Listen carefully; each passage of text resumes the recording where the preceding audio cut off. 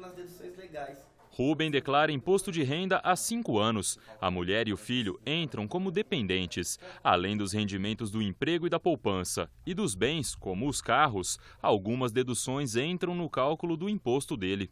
Normalmente eu coloco, os gastos com convênio médico, os gastos da previdência privada e também dentista. Ele baixou o programa na semana passada e não perdeu tempo. Já começou a inserir as informações. O programa está disponível gratuitamente no site da Receita Federal.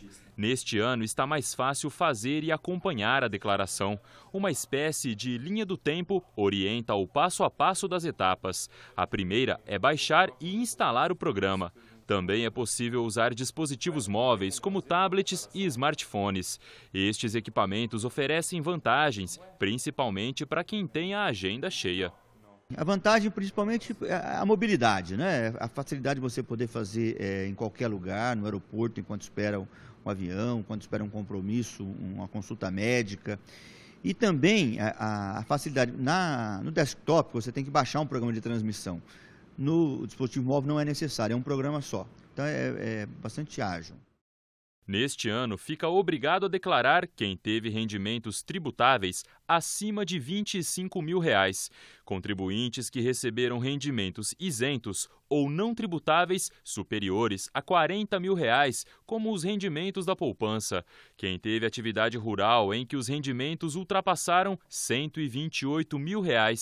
Pessoas que possuem bens ou direitos superiores a R$ 300 mil, como imóveis ou terrenos. Quem teve ganhos na transferência de bens e também quem realizou operações na Bolsa de Valores ou investimentos desse tipo. Preenchidos os dados, o contribuinte também deve optar entre a forma completa e a simplificada. Primeiro tem que ver a limitação. A simplificada tem um limite de dedução, que é 20% do rendimento, mas é o limite de R$ 15.197,02. Se você tem despesas dedutíveis superiores a esse valor, é provável que a completa vai ser mais interessante. Mas eu indico sempre que o próprio programa ele demonstra as duas situações. Preencha e depois verifique qual a situação mais vantajosa para o contribuinte. Patrimônios, como imóveis, devem ser declarados. Caso alguma reforma tenha sido feita, é preciso informar os valores gastos. Veículos também entram na declaração, mesmo que estejam financiados. E preencha os dados com atenção para não cair na malha fina. Primeiro, omissão de receita, ou seja, o contribuinte declara valores inferiores ao que as fontes pagadoras nos informam. Principalmente omite uma fonte. Então, ele tem lá 3 fontes pagadoras e declara 2 ou declara 1. Depois, as divergências entre as informações que a fonte pagadora presta para a gente e o que o contribuinte nos informa. Depois é previdência privada e, em quarto lugar, mas com incidência bastante alta, também despesa médica indevida. Neste ano, a Receita Federal espera receber 27 milhões de declarações em todo o país. Nos 45 municípios da região de Bauru, a expectativa é de que 233 mil declarações sejam entregues, quase 9 mil a mais do que no ano passado. Esse crescimento está relacionado não só ao aumento da renda do trabalhador, como também à criação de mais vagas de trabalho. O número de declarações aumenta, mas o que parece não mudar é a negligência do brasileiro. Quem deixa para a última hora corre o risco de não conseguir enviar.